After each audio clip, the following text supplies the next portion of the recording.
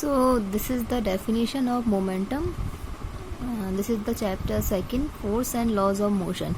Okay, so what is momentum? Momentum is represented by P.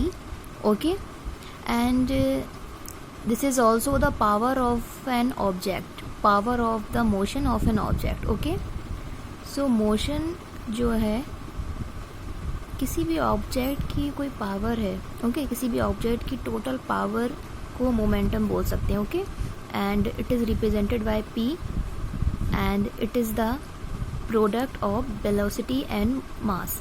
So P is equal to M into B, product of M into B, mass and velocity. Okay, so this means momentum is directly proportional to the mass and velocity. It means momentum increases with the mass and velocity.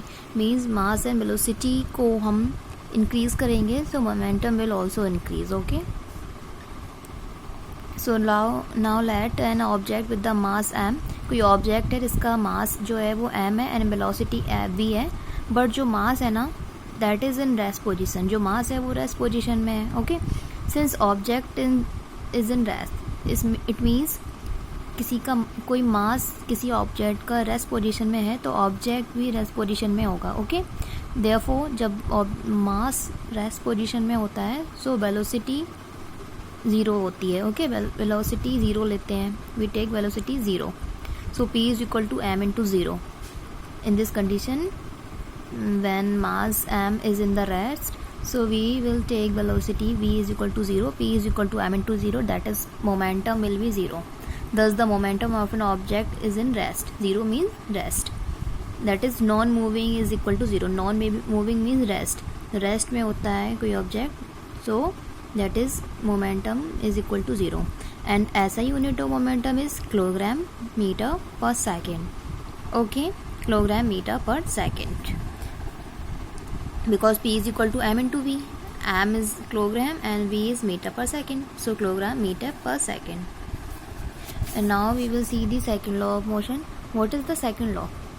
According to the second law, rate of change of momentum of an object is directly proportional to applied unbalanced force in the direction of force. It means, first of all, according to this statement, first of all we have to find momentum, then change of momentum, then the rate of change of momentum, then it will proportional to the force. It means पहले momentum find करना होगा, then change of momentum, then rate of change of. Okay, so first of all mathematical expression.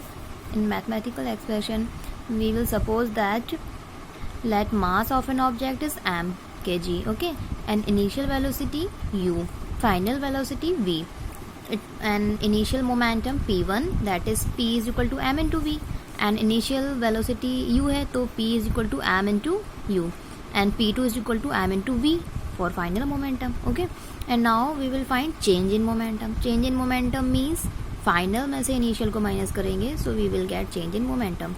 so that is mb and initial means mu, that is m common ले लिया, then rest in v minus u. Okay, so now we will find, this is the change of momentum. Or now we will find according to the statement rate of change of momentum. Okay, change of momentum में हम जब rate लगा देते हैं किसी भी word में, rate का मतलब होता है time से divide लगाना. Okay, so rate of change of momentum means change in momentum में time से divide लगाना. फॉर्मूला क्या हो जाएगा, change in momentum upon time taken.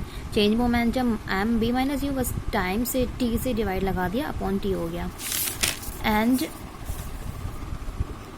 Second law के अकॉर्डिंग ये जो निकला हमारा rate of change of momentum वो directly is proportional to the force, तो फोर्स के प्रोपोर्शनल कर दिया इसे. Okay, so F is proportional to m v minus u upon t, and we know that a is equal to v minus u upon t, that is acceleration.